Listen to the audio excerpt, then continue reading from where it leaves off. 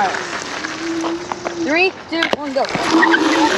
All right, I finally got my hands on a Segway GT2. You guys have been asking for this for a long time. I've been wanting to give one of these actual review for a long time. So this GT2 comes from Rider Guide, the company that used to be Electric Scooter Guide. I work for them full time, but they're letting me borrow any of the models that I want to do quick reviews of over here on Arcanine Rides.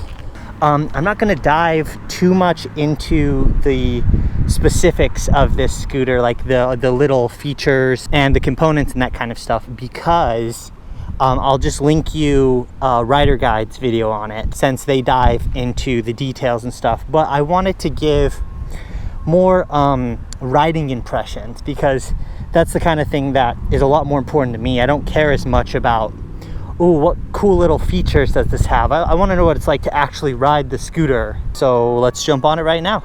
So one of the biggest things you notice right off the bat is how different the cockpit is to other scooters in general, and even scooters at this price. Everything's super integrated, and there's honestly a lot of buttons, like relatively. I personally think it's a little much. Like over here, you can change from single motor to dual motor, and I'm of the opinion that if you're buying a scooter at this price, you don't need a single motor mode, and dual motor is just as efficient with the battery as single motor. So I don't know, single motor mode doesn't make a whole lot of sense to me. The other thing is that it has, let's see, it's got 1, 2, 3, 4, like 5 different riding modes. So it's got a walk mode, it's got a, what's that other mode? Eco mode, sport mode, and race mode. And then it also has a park mode. And you'll see when I come to a stop sign or something that it goes into park mode if the scooter stopped for even just a few seconds. And then initially you have to set the mode you're in, and then if it goes back into park mode, then you tap the power button once to take it out of park mode. So I've been riding in sport mode mostly. The reason for that is that sport mode has traction control, and we've seen Segway's new scooters do this. The GT2 or the G2 Max and the F2 Pro have traction control, but it doesn't make a whole lot of sense on those scooters because they're single motor scooters. Whereas traction control here makes a lot of sense, that if you're taking off and one of the wheels is slipping, you take power away from that wheel and send it to the wheel that has traction, you know, usually the back wheel when you're taking off. So I actually really like that, and it's felt really nice. You barely get any wheel spin, but if you don't want the traction control, they have a mode for that. So let me bring it to a stop and put it into race mode now that I have a straight here.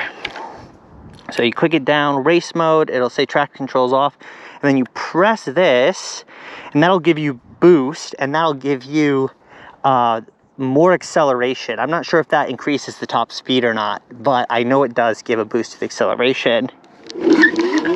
And I mean, the scooter is so heavy that even the front wheel doesn't even really slip that much, even with traction control off. And I mean, obviously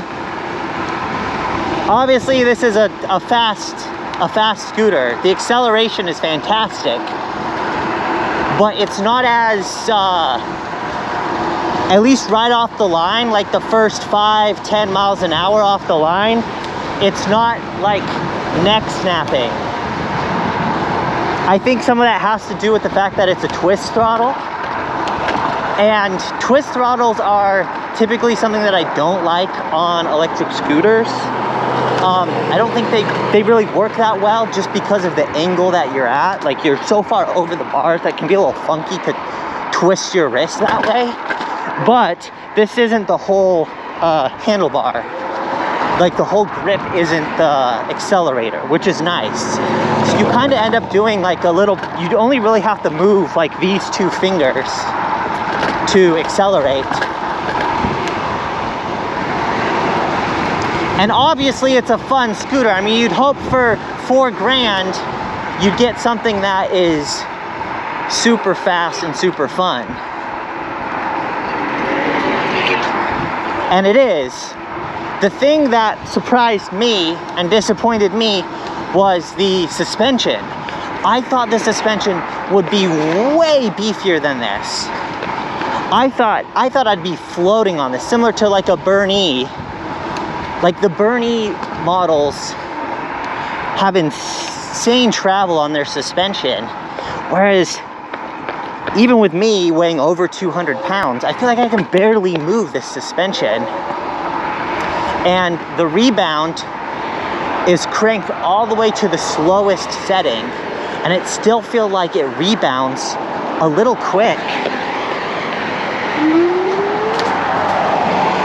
I was riding on the, like there's a big wide sidewalk by my house that's a trail, and I was honestly a little disappointed with how it feels. Like there, it's surprisingly bouncy. Like it just feels like it should be eating up those bumps more for how much space the suspension takes up. I mean, the front suspension is so big that the stem has to fold like in the middle. Like in the middle of it. I mean, it's like 2.5 feet tall when folded down. It's a little absurd, honestly.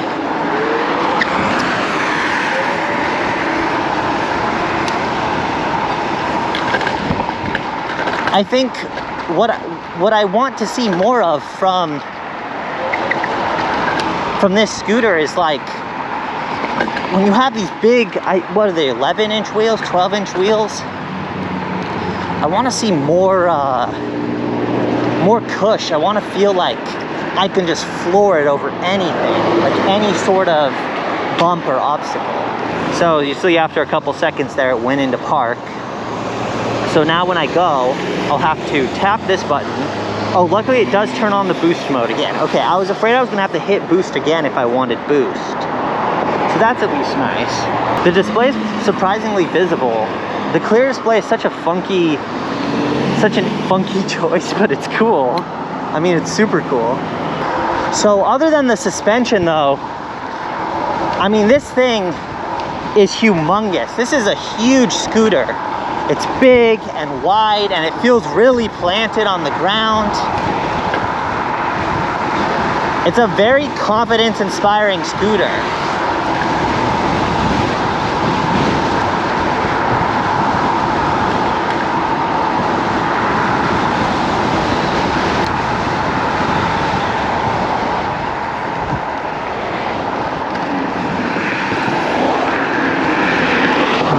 It honestly makes me a little disappointed and sad that it doesn't go faster, because it feels like it should be able to. It should be able to handle it. But that does seem to be a little bit of a trend over the past years, like making these insanely fast accelerating scooters, but giving them like 42 mile-an-hour top speeds. This one displays up to 47 is the highest I've seen, but I think it's displaying about 5 miles an hour faster than it's actually going. I think the tested top speed, our official like testing gear, put it around 42. So I mean, that really, it should be plenty of speed for anybody, and it is. But at the same time, you look at the MSRP or whatever, and it's $4,000, and you would like to see maybe 50 miles an hour, you know? You might as well. It pulls so hard. The thing goes. It's got a touch of delay, I think, to just prevent full-on head snap. Or maybe that's just the delay in the twist.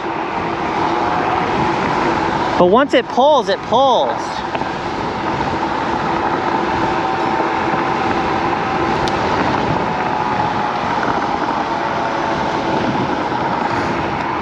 Another thing I did want to point out is that right now it is, I think, $3,300 on sale. And I think as you're getting closer down to $3,000, it becomes a lot more justifiable. They made something so unique with this scooter. It's honestly, it's like a work of art. It really is a beautiful, amazing scooter, and you can't discount that. But when you get down to the nitty-gritty, I find myself wanting just a little bit more, you know, a little bit more on the suspension side, a little bit more speed, a little less delay in that throttle.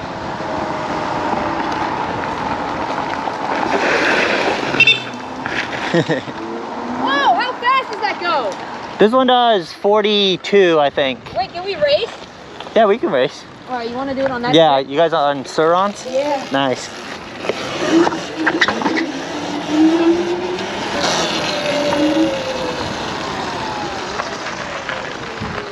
All right. 3, 2, 1, go.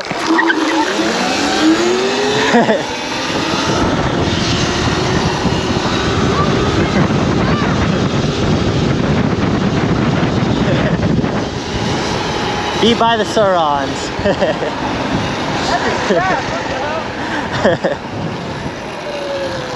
Nice. Sick. That was Nice. expensive, huh? So couldn't quite keep up with the Surrons, but I mean pretty decent, all things considered. They seemed impressed.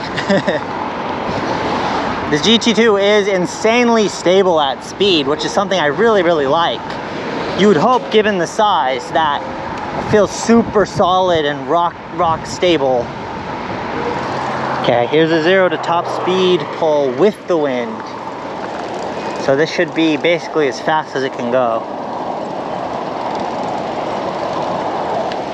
Oh, ready? 3, oh. There we go, got boost. 3, 2, 1.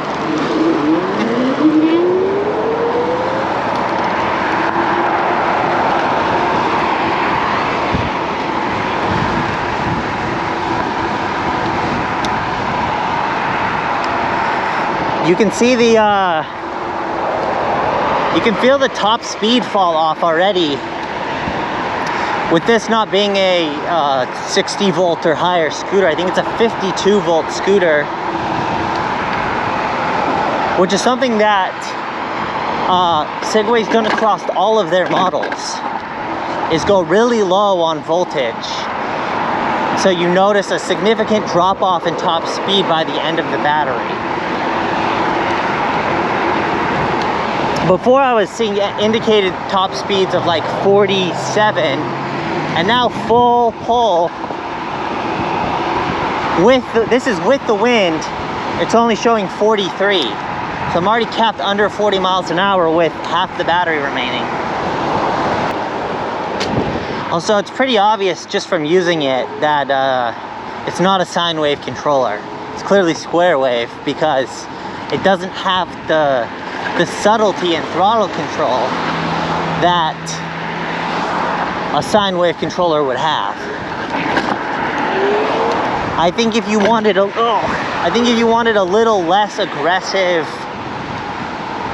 acceleration, you couldn't do that manually yourself. I mean once you turn that even a little bit, it kicks in. You would need to put it into a lower setting, which, I don't know, after everything they did on this scooter, why not put in a sine wave controller? The other thing I like is with the traction control in sport mode, it actually makes it a great dirt rider. Sending power to the wheels, to the correct wheels, so you don't slide and slip around. And as is to be expected, it has really great brakes. They're actually surprisingly, like, they're not grabby until the very end. They have a very progressive feel to them, even more than usual. They've got the really thick discs, and they feel almost mushy with lower pressure, but then you can really lock them in. and they don't really lock up as hard, but still bring you to a stop in really, really good time. Okay, so to wrap up all my ramblings into a concise thesis statement, the GT2 is an insanely fun scooter. It's super solid, it's confidence inspiring, but I think at the price, the retail price of $4,000, it falls a little short on the speed side, it falls a little short on the suspension side, and it's absurdly unportable. I mean, this thing is a 100-pound brick that you have to haul around, getting it up the stairs, getting it into a car. I'd rather go something that has similar, you know, similar top speed and similar acceleration specs that's a little bit more portable. And you're starting to see scooters at this level, performance-wise, that are smaller and more compact.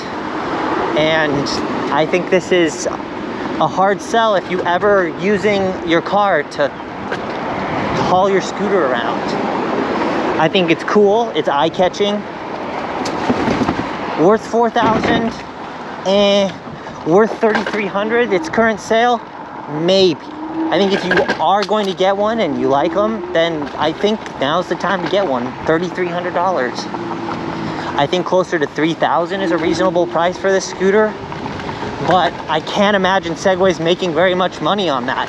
This had to have cost an absurd amount of money for them to develop. So I very much doubt we're going to see anything lower than that in the future.